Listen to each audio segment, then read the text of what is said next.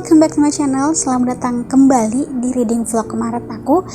Jadi di reading vlog kali ini aku mau kalian menemani aku membaca salah satu buku, yaitu judulnya Kastil Es dan Air Mancur yang Berdansa karya Priska Primasari.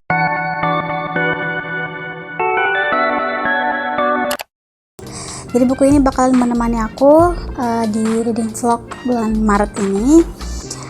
Dan mungkin di reading vlog bulan ini nggak terlalu banyak frame yang aku akan tampilkan, cuman aku akan tampilkan seperti biasanya aja bagaimana keseharian aku ketika membaca, bagaimana kebiasaan habit aku ketika membaca. Jadi kayak nggak terlalu muluk-muluk gitu ya, jadi kayak biasa aja gitu reading vlognya.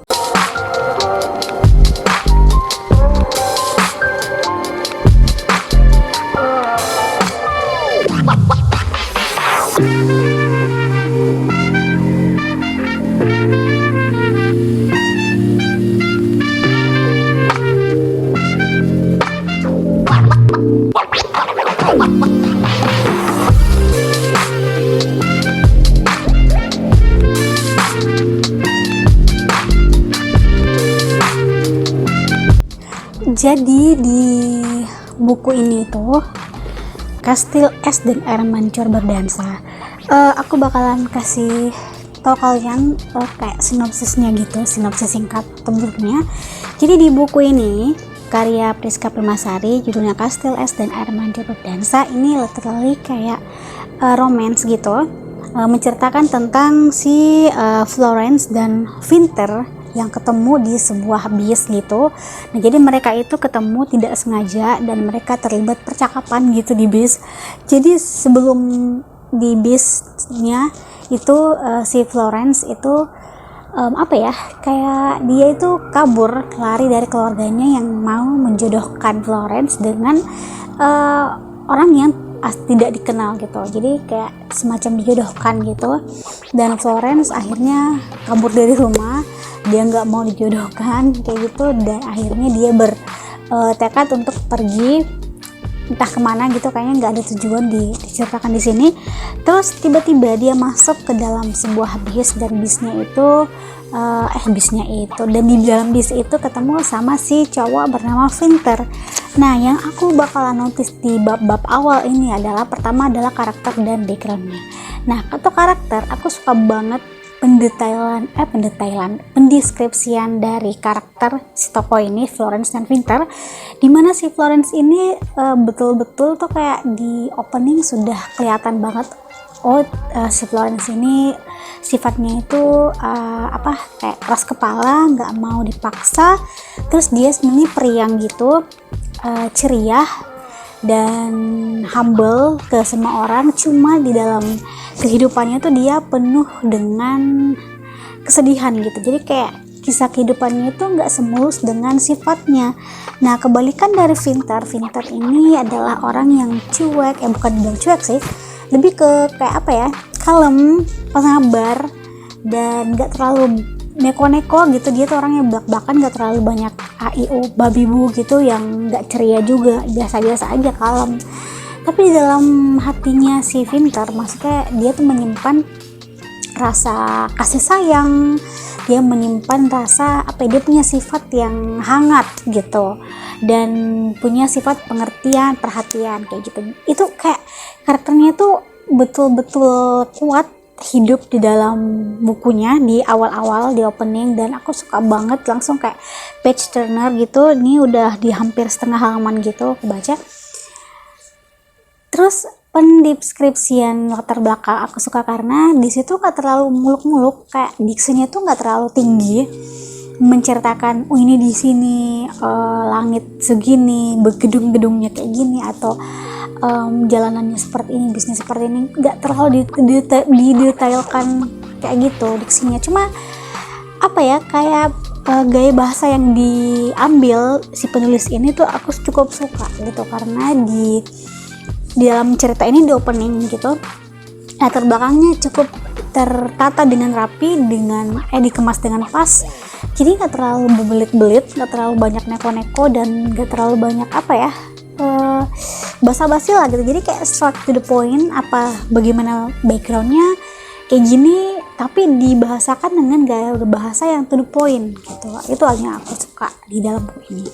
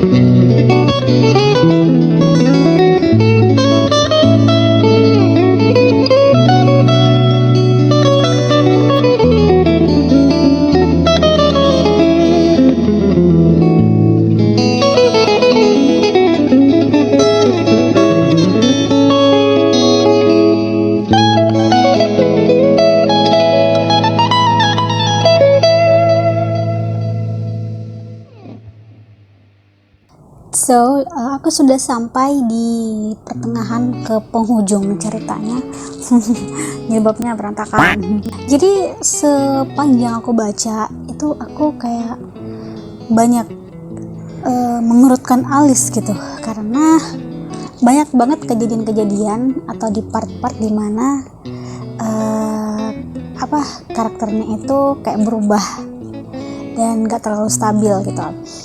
Terus yang menjadi perhatian aku juga adalah ketika konfliknya itu kayak tiba-tiba naik terus turun lagi, naik lagi, kayak bener-bener mengaduk-ngaduk perasaan si pembaca gitu menurut aku ya. Sebelumnya minta maaf, backgroundnya berantakan, ada kursi plastik di situ, ada masker di. Jadi di buku ini semua narasinya menurut aku pas, terus karakternya juga dikemas dengan kuat dan baik gitu, kayak kita bisa merasakan bagaimana perasaan karakter atau tokoh di dalam buku ini, di dalam cerita ini. Terus aku juga suka pemilihan setiap katanya gitu. Ada beberapa part atau bagian-bagian yang buat aku kayak shock dan tiba-tiba kayak what, kenapa bisa kayak gini gitu. Dan ya menurut aku overall semuanya bagus. Aku suka bagaimana penulis menolehkan gaya bahasa di setiap paragrafnya. Intinya di dalam buku ini aku suka dengan penggambaran tokohnya, terus bagaimana si penulis menyantumkan beberapa kalimat-kalimat atau gaya bahasa yang pas dan gak terlalu bertele-tele. Itu yang aku suka, karena aku pasti kalau baca itu yang paling notice itu adalah karakter sama gaya bahasa gitu, whatever the story.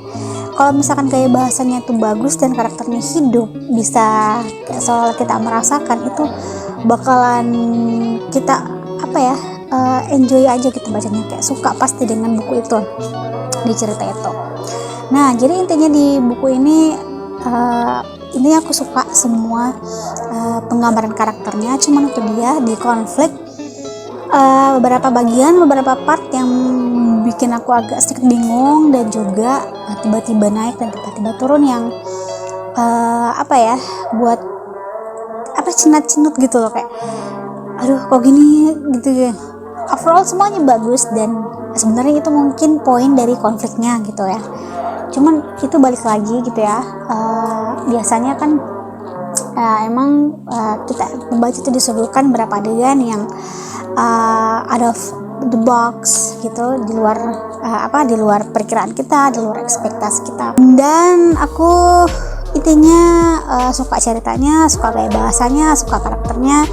Ribuan kali ya aku bilangnya kayak gitu. Dan mungkin sampai sini aja reading vlog aku. Terima kasih sudah menonton, dan jangan bosan-bosan untuk menonton video-video aku, dan jangan lupa untuk subscribe, like-nya juga. Terus kalau bisa kalian share ke media sosial yang kalian punya. Terus tekan tombol notifikasinya biar kalian ketinggalan video-video selanjutnya, dan biar aku semangat buat videonya. Sampai jumpa di video selanjutnya, di reading vlog selanjutnya. Have a nice day, see you next video, bye bye.